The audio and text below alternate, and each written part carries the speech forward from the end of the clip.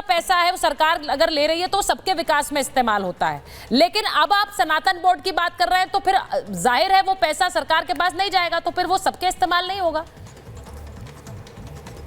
देवकीनंदन जी, इस पर बात हो रही है यहाँ।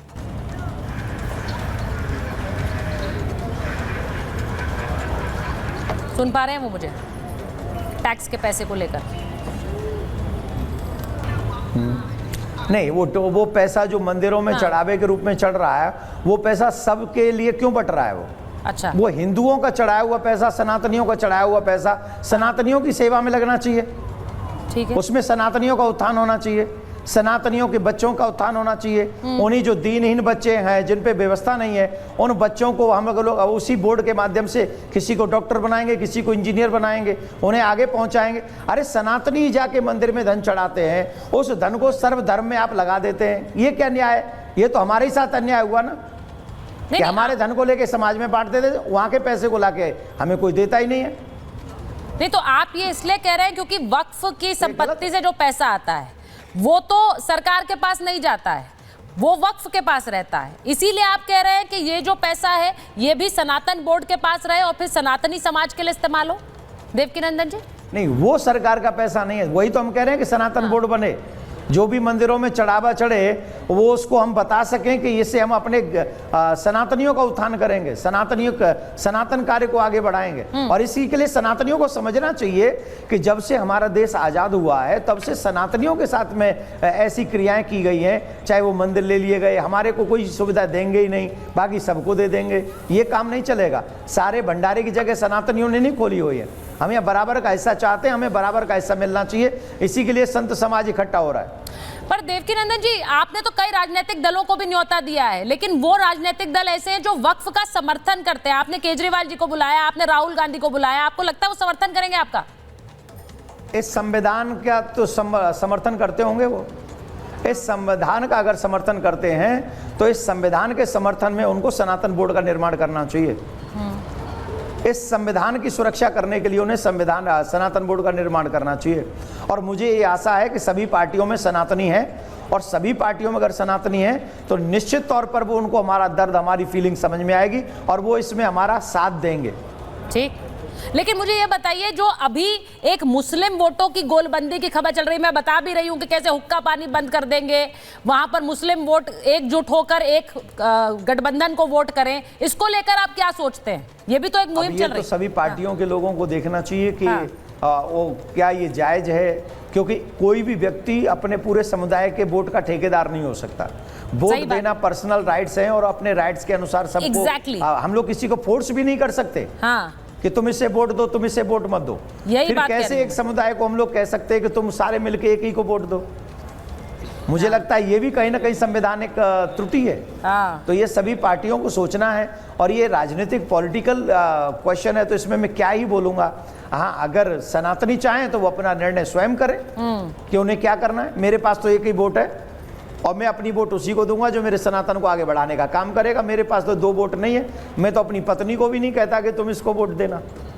बिल्कुल, ये जो बात देवकीनंदन जी कह रहे हैं कि भाई मैं तो अपनी पत्नी को भी नहीं कहता हूं कि किसे वोट देना है, मेरे पास एक वोट है, तो एक पूरे समाज का ठेकेदार बन के बोला जा रहा है, क्यों करा जा रहा है ये सब? हाँ सुचित्रा जी, देखिए जिस तरीके से वोट की बात आती है, देखिए भारत के अंदर हर नागरिक की अपनी नैतिक जिम्मेदारी है वो किसको वोट देना चाहे, लेकिन ये क्या बात आगे की है? देखिए नोमानी साहब ने इस तरीके की बात कही है, हुक्का पानी बंद हो जाएगा। मैं कहता हूँ ये मुल्क तो संविधान से चलता है और हर भारत तो आप उसके खिलाफ हैं? नहीं, सुन लीजिए, मैं कहता हूँ कि नोमानी साहब ने क्या कहा कि आप वोट दे दीजिए, कांग्रेस को दीजिए या किसी को भी दीजिए। ये सुन लीजिए, जब मैंने आपकी बात सुनी तो मैं ये कहना चाहता हूँ, नोमानी साहब का ये पर्सनल विचार हो सकता है, आप उसके समर्थन में नहीं है, लेकिन हुक्का पानी बंद कोई किसी का बंद नहीं कर सकता। और ये मुल्क संविधान से चलता है। और दूसरी बात, अभी मैं देवकीनंदन जी को सुनना था, बार-बार सनातन की बड़ी दुहाई दे रहे थे, लेकिन देश तो सुरक्षित हाथों में। विनोद बंसल से बात जिहादी का नाम ले रहे, देश तो सुरक्षित हाथों में। तो फिर भाई देश सुरक्षित हाथों में नहीं है, हिंदू भाई सुरक्षित हाथों में नहीं है, लेकिन मुस्लिम सुरक्षित हाथों में है, क्योंकि देश के अंदर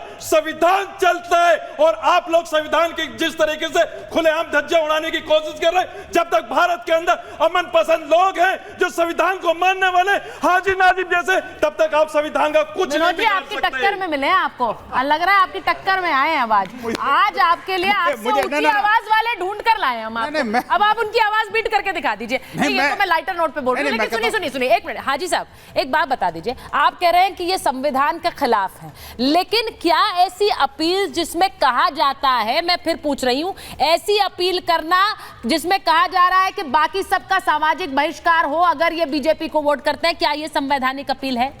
क्या ये संविधान के खिलाफ है? बताइए। हाँ सुचित्रा जी, हाँ। आपको डिबेट के अंदर नोमानी साहब को इनवाइट करना चाहिए था। नहीं, वो छोड़ दीजिए, हमने आपको इनवाइट कर लिया, आप बता दीजिए भाई। आप कर दीजिए, नहीं आ रहे हमारी तरफ। जवाब मिल गया ना। आप जिस जवाब नाजिम ने जवाब की अपेक्षा कर रही थी सुचित्रा जी, आपके वो धराशायी हो गया। चालू हो जाएगा, आप फिर जिहादी अच्छा ठीक है, छोड़िए ना, आप मुझे बस जवाब, मेरे सवाल का जवाब देखने की जरूरत नहीं है, आपका चरित्र और चेहरा दिख रहा है। हम लोगों का चरित्र है ब्रिटिश वो सब दिख रहा है। दिखा दिया। ये सारे दर्शक जान रहे हैं। माफी ये सारे के सारे दर्शक जान रहे हैं कि कौन अभी मेरे स्क्रीन पर एक बड़ा अच्छा सा तिरंगा बन रहा है। एक तरफ भगवा है, एक तरफ हरा है, बीच में नीला मैंने पहन लिया, तो मुझे अच्छा लग रही है वो तस्वीर देखकर। उसे ध्यान में रखते हुए बात करते हैं। चलिए हाजी साहब, मुझे सीधा जवाब दीजिए, ऐसी अपील सही है? सही है?